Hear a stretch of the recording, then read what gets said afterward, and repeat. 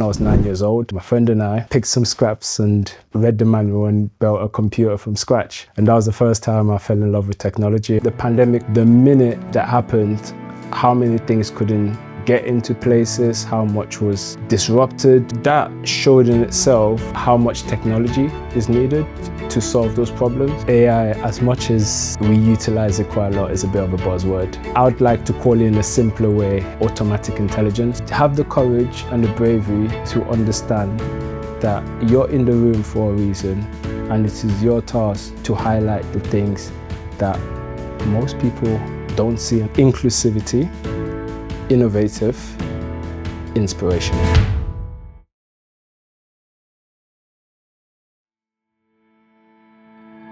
Welcome to another episode of Women in Ports. I'm really excited to welcome my next guest, Emmanuel Tchombe, founder of Falcon Tag, a technology company optimizing global supply chains. Welcome, Emmanuel. Oh, thanks for having me. I'm so pleased you're here today and to have this conversation. Yes, I'm actually excited to be here, so thank you very much. I'm looking forward to it. Great. So I think the first thing would be really good is for us to understand if you can share your journey into technology and how it evolved working with supply chains. Well, where do I start? I'll start the first time I had an interaction with technology, which was when I was 9 years old. As a kid, you want to play games, and somehow it turns out there was no computers around me. So my friend and I picked some scraps and read the manual and built a computer from scratch. And that was the first time I fell in love with technology, and I've continued ever since. Got to uni, second moment that really hit me was my dissertation. I was helping childcare, building their website and stuff. And after it, the kids sent me a lovely card with some money inside to say thank you. And I was like, oh, I just got paid for technology. and it made me fall in love with it even more. And it made me realize as well how much technology can have impact on people and how much people influence technology. And ever since, that journey has just grown over time. So, yeah. So did you have a role model growing up when in the technology space that you looked at and you think, oh, actually, this is somebody I really admire? Well enough, cliche would be Steve Jobs. Yeah, Definitely. A lot of the stuff from Apple, how easy it is for users to use it.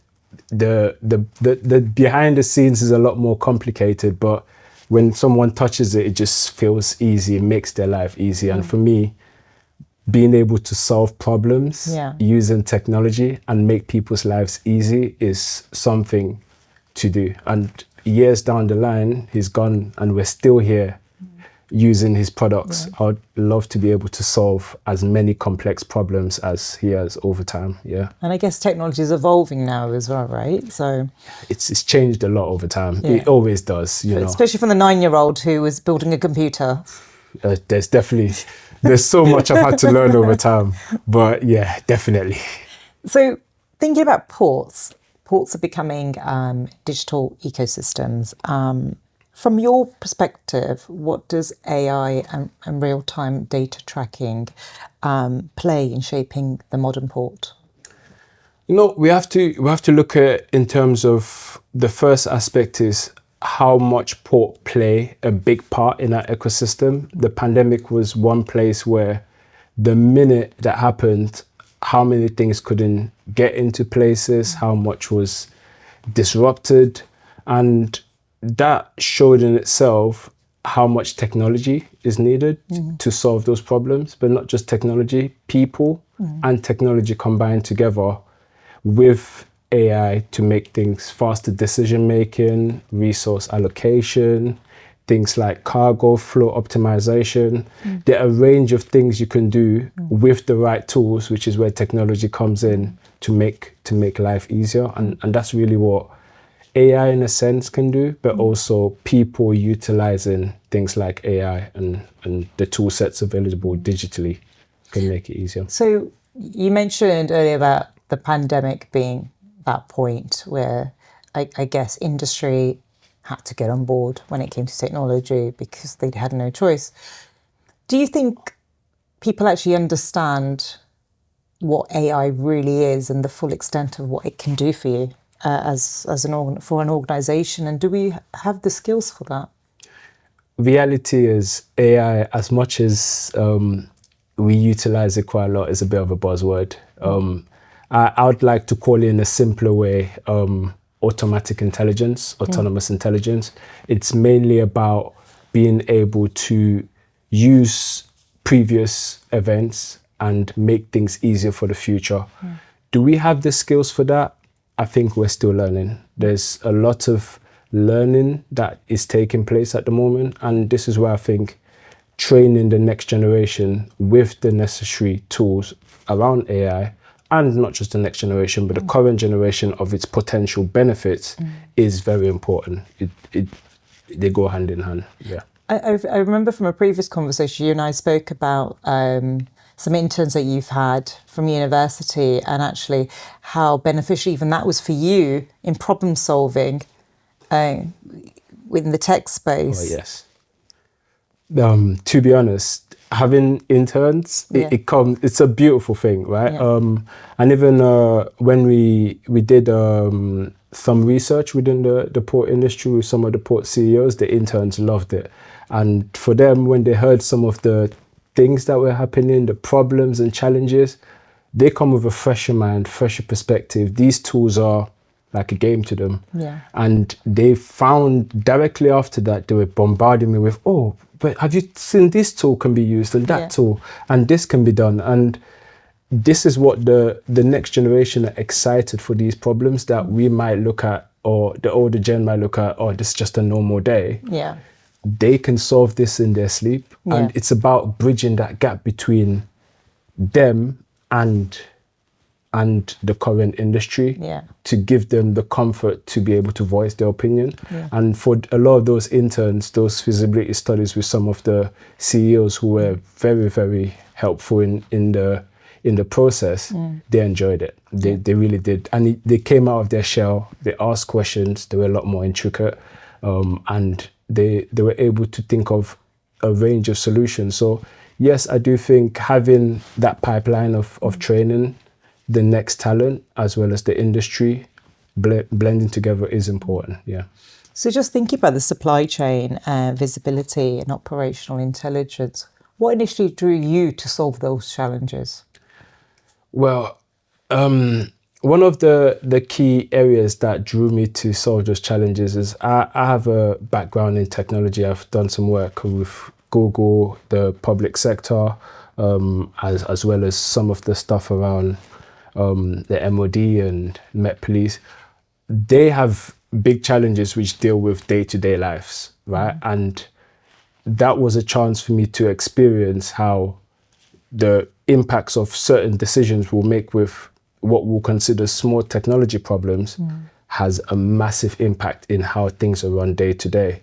So when I got to the pandemic and I'm seeing that the cargo can't get in because the sea is flooded, things are shutting down, they're struggling with being able to understand the magnitude of the situation, I was like, oh, that supply chain, it's very similar to other industries. A lot of the issues that are faced within the maritime or the supply chain industry are issues that have been faced in other industries, such as whether that's defense or just the technology industry.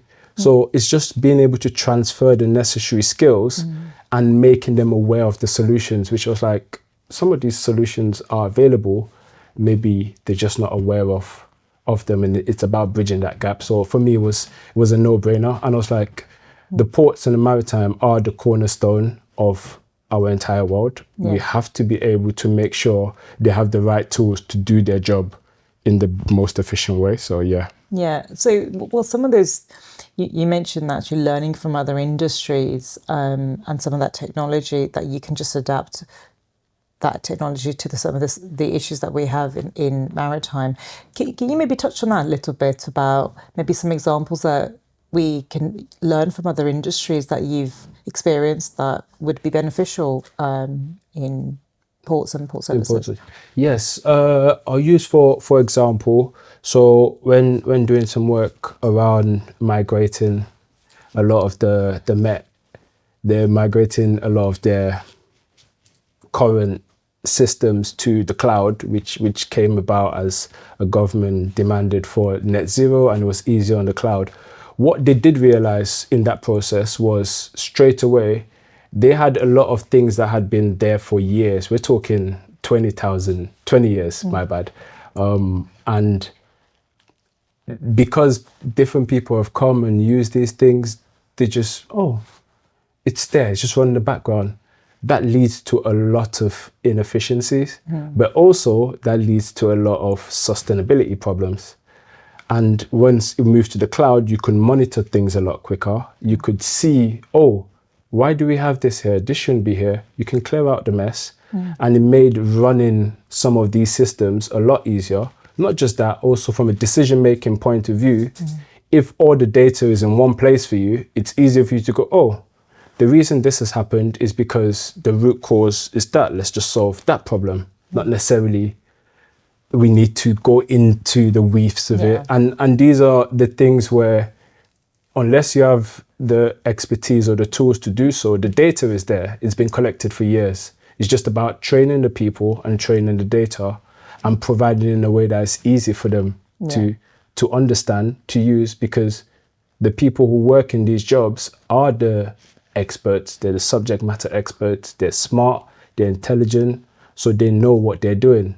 The main thing is about providing things that can make them make those decisions quicker instead of them drowning in a lot of manual tasks. So just going back to the ports and technology within ports, so the term smart ports, it's widely used. What does it mean practically and technically when we use the term smart ports? Smart ports, from my perspective, because everyone's going to have their perspective, is being able to utilize technology to make things safer, more efficient, especially operation-wise. We help with resource allocation, cargo flow optimization, and all the manual tasks that takes people a long time to do. Just make it easier for them so they can focus on what matters and what helps get things moving quicker. So we spoke a lot about data. And when we talk about data, I think one of the things that we overlook is data quality in port operations. How can technology address this? Well, there is a lot of historic data which we're aware of, and technology has already got to the point where it does the data cleansing. We can look back in years ago when I first started in technology. To do data cleansing, you need at least 5 to 10 data scientists looking through Excel spreadsheets and going, oh, that's wrong. That doesn't make sense, right? We've moved on. I'll use the analogy of when people used to use a coal car before. Now we use electric cars. It's the same thing. Now, technology itself can analyze that data and pick out, oh, this is wrong. This is not right. Imagine how much time that saves people. It's not just, yes, we'll call it 3 hours a day, but 3 hours a day is about 15 hours a week, and 15 hours a week is about 60 hours a month. That's a lot of time, let alone yearly, which accounts for, which technology can do in seconds.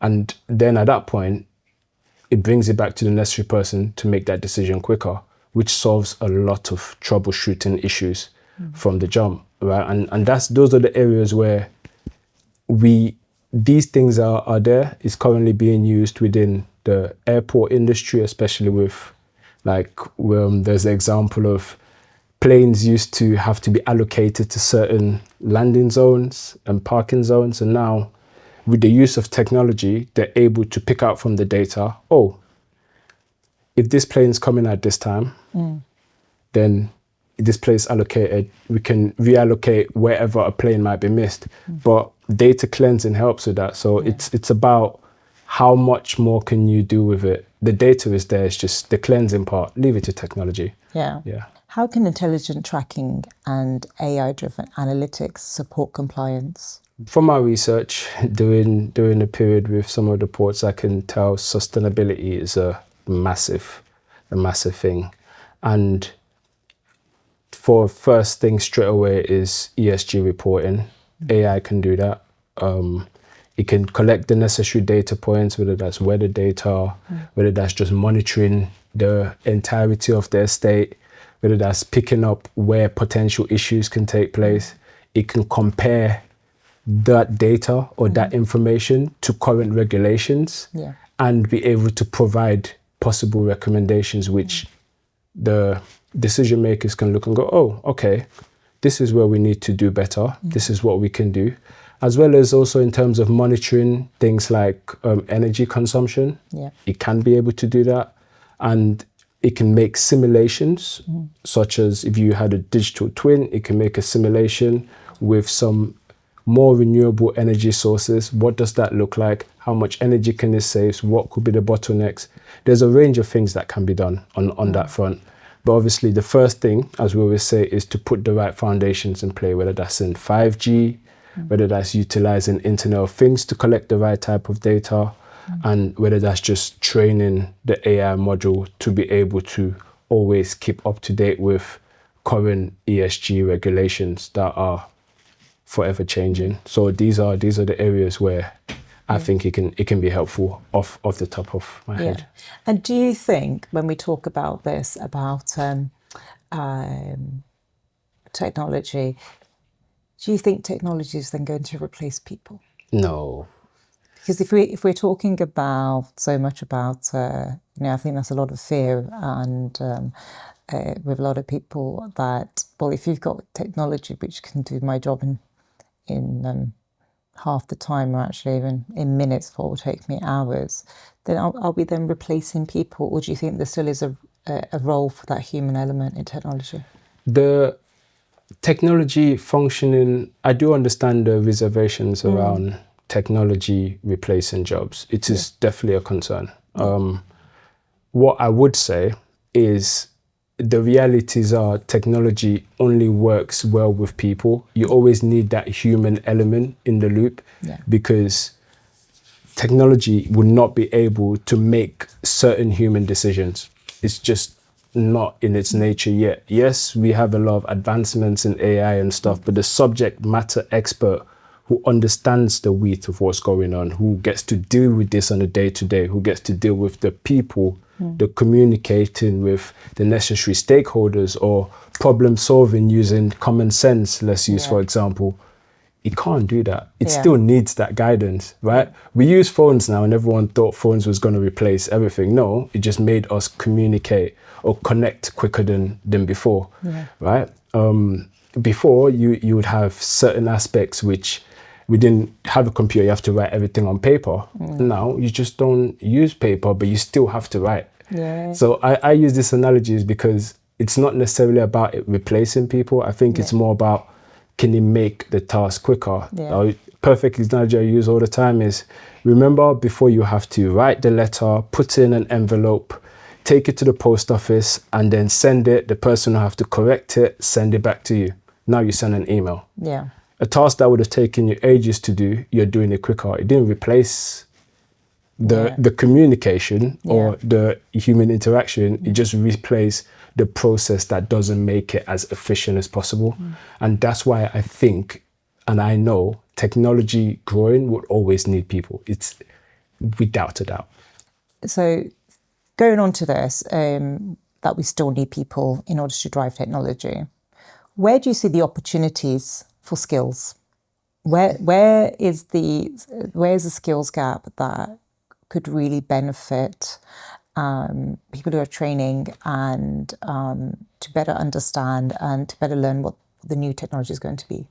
Well, STEM is a very big part. I've noticed definitely in a lot of schools while I was doing some of the internship programs I've done, that it seems to be an area where a lot of young people are entering into.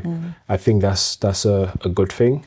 I do also think human resource is not going to change. You need the strategic side, leadership side, understanding of subject matter. It can't replace that. These are the areas where no matter what industry you get into, you still need someone who is going to guide the process of business impact. Yeah. That's not technology's job. That's a people job. And so that, I think, no matter how much we turn around on the matter, those are important aspects. Yes, we'll always have to learn new skills.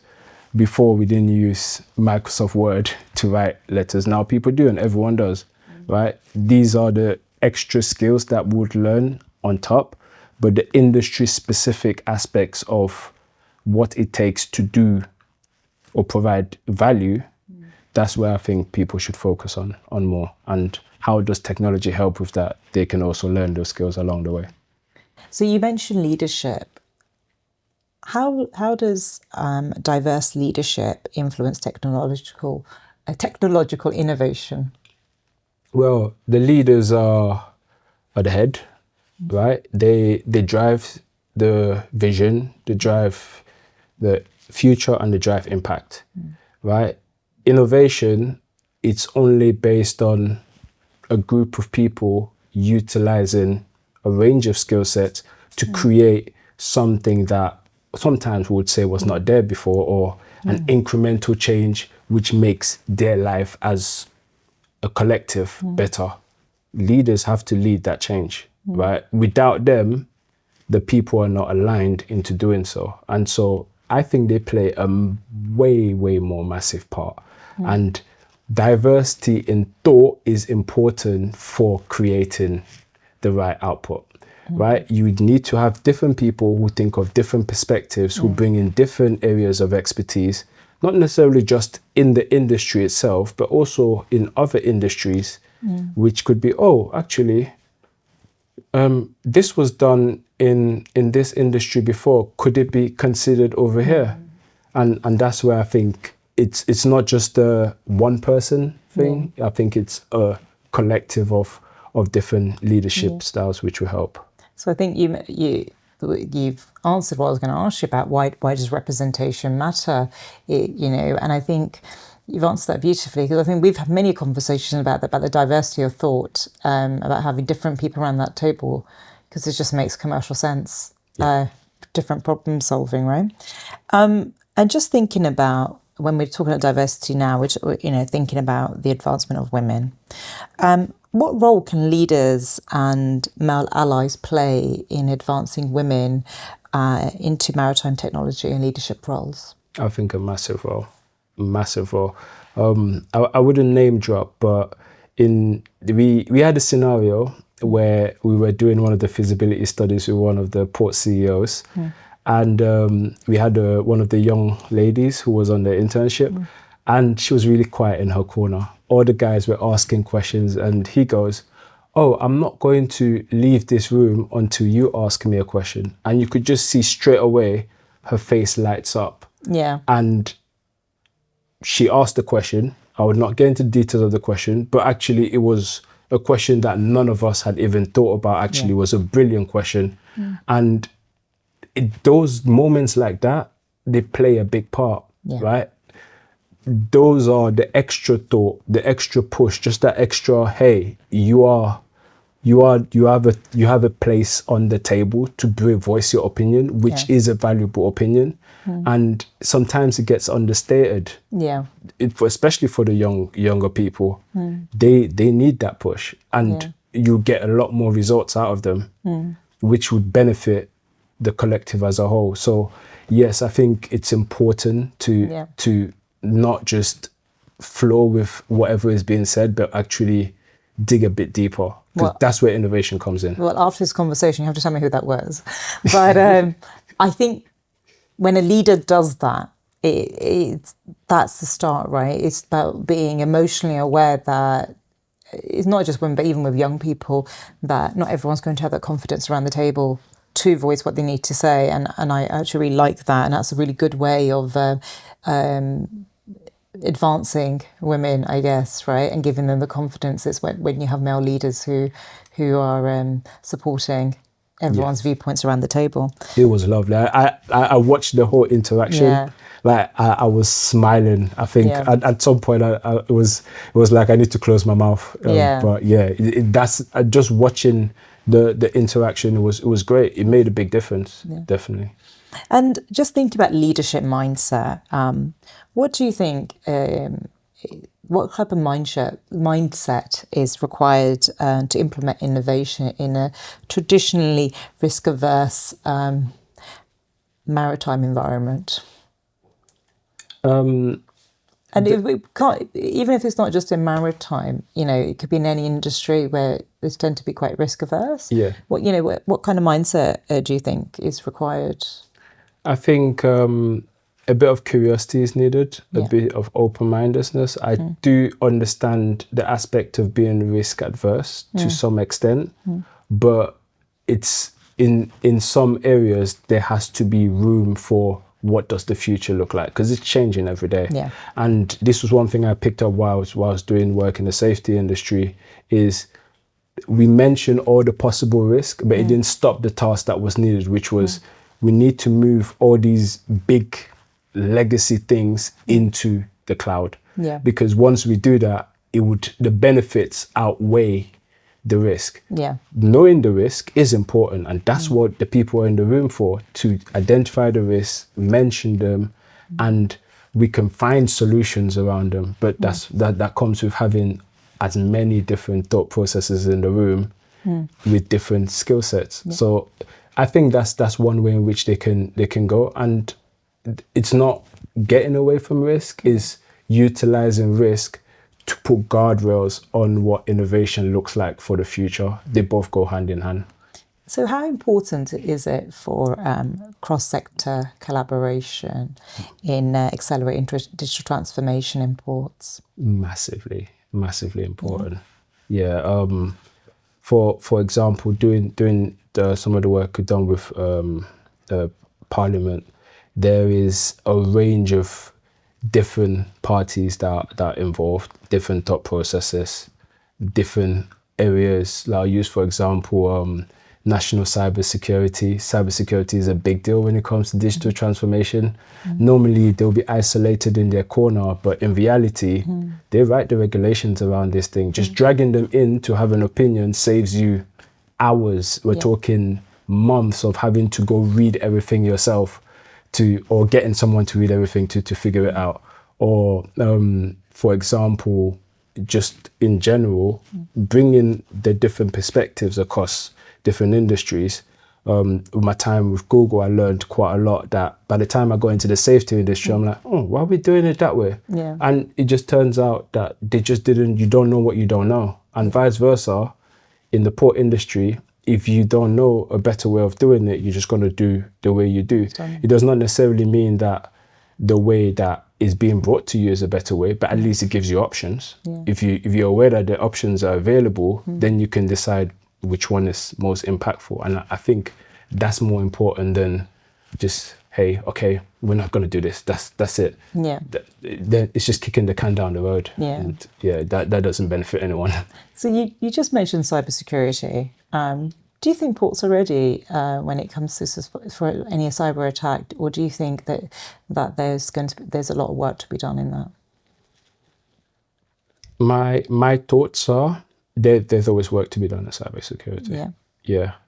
How ready they are? We've seen a lot of places get hacked over the years. So, and these were places, Range Rover, perfect example, that we thought they were very secure, and it just takes one bad, and that's billions lost. And I can name a few, but that's not the point of this exercise. So the main point is being aware of it and being able to put the right type of resilience, the right type of structure to make sure that it's not just let's be secure, but if anything does happen, how are we protecting our future operation? For example, I use within the safety space, one thing they'll normally do is they'll create one, let's use house for example, one house with all of the necessary systems, and they'll create a secondary house, right? If this house gets broken into, everyone just moves all the valuables in the next house and continue business as usual. That takes seconds. In their case, they need it in seconds. Which is probably the same for the ports, right? It doesn't mean we're now trying to firefight sorting out this other house that is broken. That can be sorted over time, but operation still goes on as usual. And it's that same analogy that's needed for the ports. The risk of not having that secondary house means you're spending time trying to clear off For the first or the first one whilst keeping it open for business. So- Not a great day. But then just thinking about, change management, etc. Then how do you deal with resistance, especially when you've had legacy models and you're trying to introduce new technology, which will solve the problem, but they've just have legacy models that they may not want to let go of. How do you deal with that? And can you maybe give some? I'm sure there's plenty of examples that you've had whilst throughout your career about this. Yeah. This is why going back to your very first point around, is technology going to replace people? Yeah. This is a perfect example why it wouldn't, right? Because it takes people to identify why they use what they use in the way they use it to get their job done. Moving from legacy models, more time I've realized is the red tapes are not actually that you can switch over. The red tapes are a lot in, we've been doing it this way for so long. Why should we change? And it's perfectly understandable why. But at the same time, the other aspect is, this is where leadership comes in. This is where diversity of skills, cross-sector, industry experience can come in to be able to show the benefits of how it's worked elsewhere. And I don't think it's let's just break everything here and move. I think it's an incremental process, starting slowly, surely, and gradually getting there. So it doesn't mean you have to do it all within 3 months, which is a mistake people make sometimes, or 6 months. Sometimes it takes 3 years, 5 years. But the process has to start at some point. And you start with the small wins. You get the benefits from the small wins. It builds confidence. It creates advocacy among the group. Is a culture thing as well.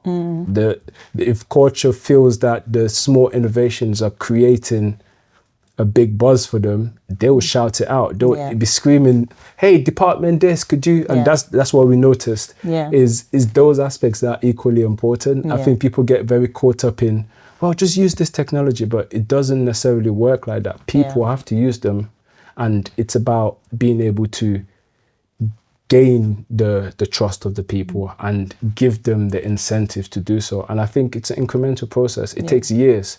And it has to start at some point. You don't want to be the person being reactive or organization being reactive towards that problem. It's rather you be proactive, or else a situation happens down the line, you go, oof, we should have solved it. Right? Whereas if you're in the process, it reduces the risk of the future. And that's really what change is about. It's just making the future better than what you've got today. And so legacy systems, most industries I've worked in, they all have it, without a doubt. It's interesting when you just said about it takes time, right? I think sometimes what the problem is, procurement will give someone a contract, solve this problem, but actually you can't solve culture within 3 months. It's a long-term process and an investment, right? But the benefits for the return on investment is so much greater if we invest in it properly. And like you said, doing it properly, that's the more important thing. You do it properly, you don't have to worry about it again. You rush it, then you've got some problems to fix down the line, and it's about getting the right expertise in the room who have got the experience to be able to guide through that process. So what would define a successful port in 2035 according to you? It's a bit, I mean, this is a big one. It's how more to be defined success, but Can I I'll be a bit aspirational. I'll use some little technical terms, but nothing too deep. I do think, for a start, the easiest way of saying it is turning most of the port and the maritime industry from reactive to proactive decision making. Right? Decision making based on data, based on real route analysis, trend analysis, not just we're not just saying, oh yeah, the data of what's on your systems. It could be environmental data, it could be what's going on within the world. It could be aspects such as Internet of Things, which is collecting things in real time, picking out where issues are playing out so that, and that feeds into the system. It could be digital twins, looking at where, okay, let's use, for example, I know nuclear energy is becoming a big topic around the new ways of running the port. Can we simulate what that looks like, what that change will look like, where are the benefits, where the areas that could take place? Digital twins can help with that. Satellites probably have a way better 3D view or model of let's say, the estate, which means that from a security perspective, if someone is venturing into a space they shouldn't be in, that can highlight that straight to the security team. Instead of incidents happen, something is taking place, and then you're now trying to work your way back. These other industries are learning how to adopt some of these things, and especially around some of the areas around sustainability, ESG reporting can be facilitated. AI can help. Gen AI seems to be a thing. But imagine, for example, things like dashboard providing the CEO a full view of what's going on across the estate and where the possible root causes are. That information gives him, okay, where's this issue taking place and what's going on? Okay, who's the best person within our department to solve this? So they work hand in hand. But the port of the future means that a lot of things that are currently a safety risk can also be sorted. So that's how I look at it, is utilizing the technologies of today. Blockchain can be something that can be utilized, AI, and just intelligent automation, as we call it. And those technologies can be the technologies that help in the future, as well as renewable energy sources to make things a lot easier in terms of the whole reduction of fossil fuel dependency. So yeah, there's a range of things I can see that would be great. And what advice would you give to emerging leaders, particularly women pursuing careers in maritime technology? Going back to that example, speak up. Yeah.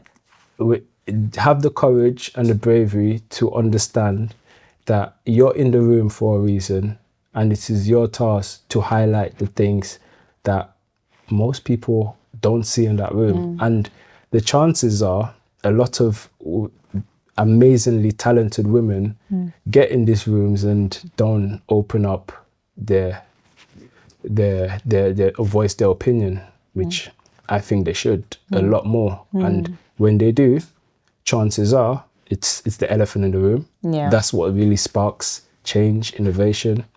It comes from the smallest ideas. From what I've seen over my years, is those moments of curiosity or questioning have really impacted. So I say that definitely. I say the second thing is constantly learning. Figuring out, what does the future look like? What do I fit in this? Where do I fit in this? And what are the skills that will make me valuable in the rooms that I need to be in? And I think those would be two very important things to consider. Yeah. I think definitely speaking up is a big thing. Yeah. So looking back at your journey from engineer to founder, what leadership lesson has been the most valuable for you? I would say, for me, definitely being able to understand that I don't know everything. I'm not supposed to. You're meant to. No. Obviously, that's what they say. But just leading into my next point is ask the experts. Find out from them. If you're not sure about something, go out and ask.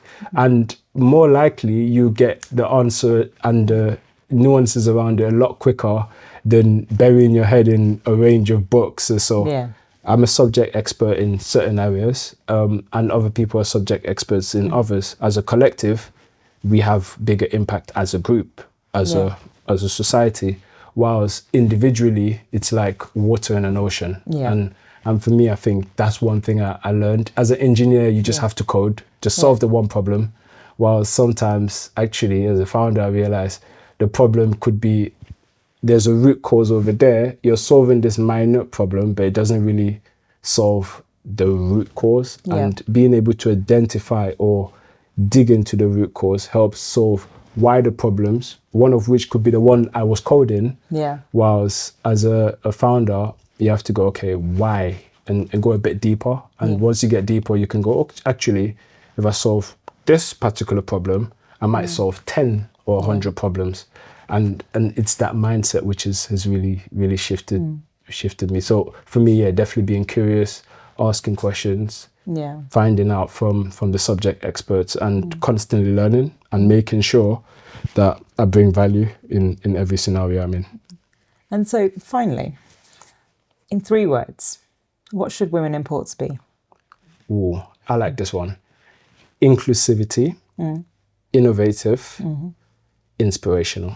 Love that. The 3 I's. Yes. But you're probably the first one who showed summarize it in 3 I's. This is the good one. I mean, eyes in the middle of women in ports. So, so thank you very much, Emmanuel. This has been a really, really engaging conversation. I've learned a lot, and it's been really great having you. And I'm hoping that everyone else can take some of what you've said and adapt that into their ports of the future. Oh no, thank you. Thank you for having me. Much appreciated. Thank you so much. And this concludes another episode of Women in Ports. And I just want to say thank you again to Emmanuel for bringing his expertise and his mindset into what a future leadership of future ports look like.